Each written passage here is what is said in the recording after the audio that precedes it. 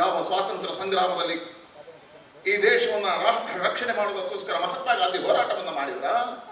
ಯಾವ ಗಾಂಧಿ ಅಹಿಂಸಾ ವಿಚಾರಧಾರೆ ಮುಖಾಂತರ ಜನಸಾಗರವನ್ನು ಸೇರಿಸಿದ್ರ? ಯಾವ ಗಾಂಧಿ ಗ್ರಾಮ ಸ್ವರಾಜ್ಯದ ಪರಿಕಲ್ಪನೆಯನ್ನು ಕೊಟ್ರ? ಆ ಗಾಂಧಿ ವಿಚಾರಧಾರೆಯ ಅಡಿಯಲ್ಲಿ ಕಾಂಗ್ರೆಸ್ ಮತವನ್ನು ಪಡೆಯಿತು, ಗಾಂಧಿಯ ಭಾವಚಿತ್ರವನ್ನು ಹಿಡಿದು ಮತವನ್ನು ಪಡೆಯಿತು. ಆದರೆ ಅಧಿಕಾರದ ಸುದೀರ್ಘವಾಗಿರ್ತಕ್ಕಂಥ 70 ವರ್ಷಗಳ ಕಾಲಘಟ್ಟದಲ್ಲಿ ಗಾಂಧಿ ವಿಚಾರಧಾರೆಯನ್ನು ಮರೆಯಿತು, ಗ್ರಾಮ ಸ್ವರಾಜ್ಯವನ್ನು ಮರೆಯಿತು, ರಾಮರಾಜ್ಯದ ಪರಿಕಲ್ಪನೆಯನ್ನು ಮರೆಯಿತು. ಆದರೆ ಗ್ರಾಮ ಸ್ವರಾಜ್ಯದ ಪರಿಕಲ್ಪನೆ ಗಾಂಧಿ ಚಿಂತನೆಯಿಂದ ಅಧಿಕಾರಕ್ಕೆ ತಂದವರು ಪ್ರಧಾನಿ. ಯಾವ ಈ ದೇಶ ಶ್ರೇಷ್ಠವಾಗಿರ್ತಕ್ಕಂಥ ಪ್ರಜಾಪ್ರಭುತ್ವದ ಚಿಂತನೆ ಇರತಕ್ಕಂಥ ರಾಷ್ಟ್ರ, ಪ್ರಜಾಪ್ರಭುತ್ವದ ಅದ್ಭುತವಾಗಿರ್ತಕ್ಕಂಥ ಪರಿಕಲ್ಪನೆಗಳನ್ನ ಸಾಕ್ಷೀಭೂತ ಮಾಡಿದವರು ಅಂಬೇಡ್ಕರ್ ಅವರು. ಡಾಕ್ಟರ್ BR ಅಂಬೇಡ್ಕರ್ ಅವರು ಒಂದು ಸಂವಿಧಾನವನ್ನು, ಶ್ರೇಷ್ಠವಾಗಿರ್ತಕ್ಕಂಥ ಸಂವಿಧಾನವನ್ನು ಕೊಟ್ಟರು.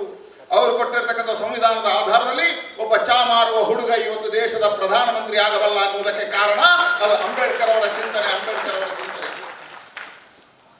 ಜಗತ್ತಿನಲ್ಲೇ ಶ್ರೇಷ್ಠವಾಗಿರ್ತಕ್ಕಂಥ ಸಂವಿಧಾನವನ್ನ ಅಂಬೇಡ್ಕರ್ ಅವರು ಕೊಟ್ಟರು. ಅಂಬೇಡ್ಕರ್ ಅವರ ಭಾವಚಿತ್ರವನ್ನ ಕಾಂಗ್ರೆಸ್ ಹಾಕಿತು, ತನ್ನ ಚುನಾವಣೆಯ ಮತ ಬೇಟೆಗೋಸ್ಕರ ಫಟವನ್ನು ಹಾಕಿತು. ಆದರೆ ಅದೇ ಕಾಂಗ್ರೆಸ್ ಅಂಬೇಡ್ಕರ್ ಅವನ್ನ 2 ಬಾರಿ ಚುನಾವಣೆಯಲ್ಲಿ ಸೋಲಿಸಿತು. ಅದೇ ಕಾಂಗ್ರೆಸ್ ಅಂಬೇಡ್ಕರ್ ವಿರುದ್ಧ ಕ್ಯಾಂಡಿಡೇಟ್ ಅನ್ನು ಹಾಕಿತು. ಅದೇ ಕಾಂಗ್ರೆಸ್ ಅಂಬೇಡ್ಕರ್ ಅವರು ನಿಧನ ಆದಾಗ ದೆಹಲಿಯಲ್ಲಿ ಅವರ ಅಂತ್ಯ ಸಂಸ್ಕಾರ ಮಾಡುವುದಕ್ಕೂ ಬಿಡಲಿಲ್ಲ, ಅವರಿಗೆ ಕ್ಷೇತ್ರವನ್ನು ಕೊಡಲಿಲ್ಲ. ಆದರೆ ಅದೇ ಅಂಬೇಡ್ಕರ್ಗೆ ಪಂಚತೀರ್ಥಗಳನ್ನು ನಿರ್ಮಾಣ ಮಾಡಿದವರು ನರೇಂದ್ರ ಮೋದಿ ಅಂಬೇಡ್ಕರ್ ಅವರಿಗೆ. ಆ ಕಾಂಗ್ರೆಸ್ ಅಂಬೇಡ್ಕರ್ಗೆ ಭಾರತ ರತ್ನ ಕೊಡಲಿಲ್ಲ. ಅಂಬೇಡ್ಕರ್ಗೆ ಭಾರತ ರತ್ನ ಕೊಟ್ಟಿರ್ತಕ್ಕಂಥ ವಾಜಪೇಯಿ ಇದರಲ್ಲಿ VP ಸಿಂಗ್ ಸರ್ಕಾರದ ಅಡಿಯಲ್ಲಿ ಕೊಡಬೇಕಾಯಿತು. ಆದರೆ ಕಾಂಗ್ರೆಸ್ ಅಂಬೇಡ್ಕರ್ಗೆ ಗೌರವವನ್ನು ಕೊಡಲಿಲ್ಲ.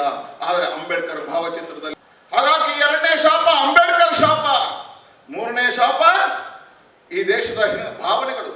ಗೋಮಾತೆ ನಮ್ಮ ತಾಯಿ, ಅವಳು ಶ್ರೇಷ್ಠವಾಗಿರ್ತಕ್ಕಂಥ ನಮ್ಮ ತಾಯಿ ಅನ್ನತಕ್ಕಂಥ ಸಂಸ್ಕೃತಿಯವರು.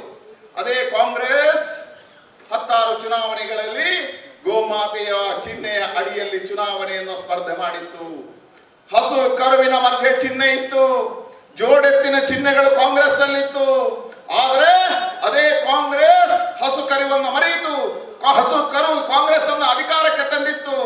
ಆದರೆ ಆ ಕಾಂಗ್ರೆಸ್ ಹಸು ಕರುವನ್ನು ಮರೆಯಿತು, ಹಸು ಹಂತಕರಿಗೆ, ಗೋ ಹಂತಕರಿಗೆ ಬೆಂಗಾವಲಾಗಿ ನಿಂತಿತು. ಅಷ್ಟೇ ಯಾಕೆ, ಗೋ ಮಾಂಸವನ್ನೇ ನಾವು ತಿಂತೇವೆ ಅನ್ನುವುದರ ಮುಖಾಂತರ ಕಾಂಗ್ರೆಸ್ ಈ ದೇಶದ ಸಂಸ್ಕೃತಿಗೆ ಅವಮಾನವನ್ನ ಮಾಡಿತು.